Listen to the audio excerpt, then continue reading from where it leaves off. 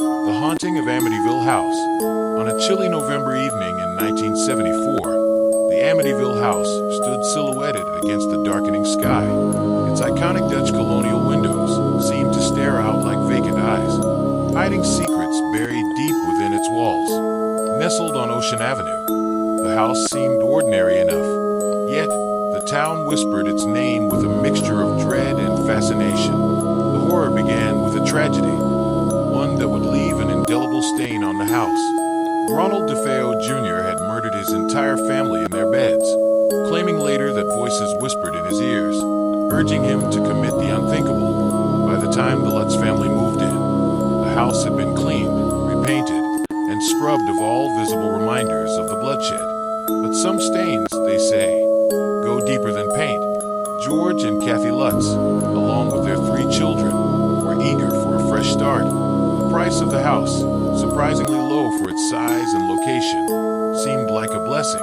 The realtor, hesitant but obligated, had disclosed the property's grisly past. George dismissed it, confident his rational mind could overcome the murmurings of superstition. But the Amityville house had other plans. From their first night, strange occurrences began to creep into their lives. The temperature in the house would plummet inexplicably, even as the furnace roared to life.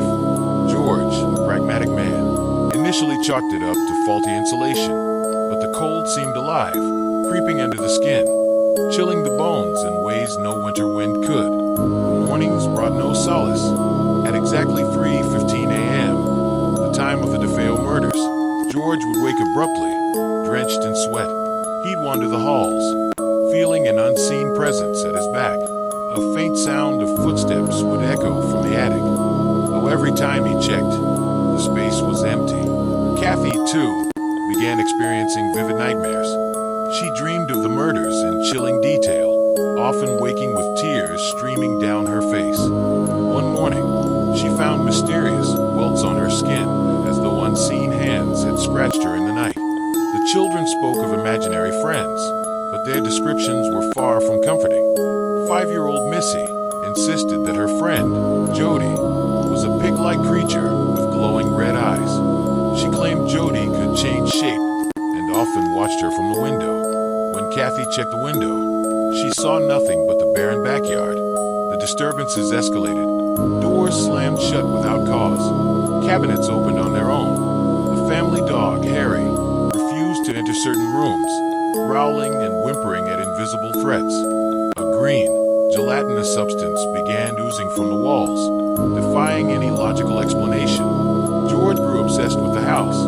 He spent hours chopping wood for the fireplace, even though the family had enough to last through winter.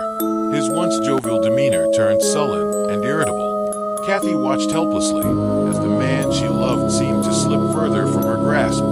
Desperate for answers, the Lutzes invited a priest to bless the house. Father Mancuso arrived, armed with holy water and prayer. As he entered the upstairs bedroom, he felt an oppressive force. "Get out," a guttural voice growled. The priest fled, later confiding in the family that he had been overcome by a malevolent presence. By the 28th day, the Lutz family had reached their breaking point. On their final night in the house, chaos erupted. Walls trembled as if the house itself were alive. A cacophony of voices filled the air, screaming in languages none of them understood. Kathy felt invisible hands grip her shoulders, pinning her down, while George saw shadowy figures darting through the halls. At dawn, they abandoned the house, leaving behind their belongings and never looking back. Their story sparked a media frenzy, drawing skeptics and believers alike.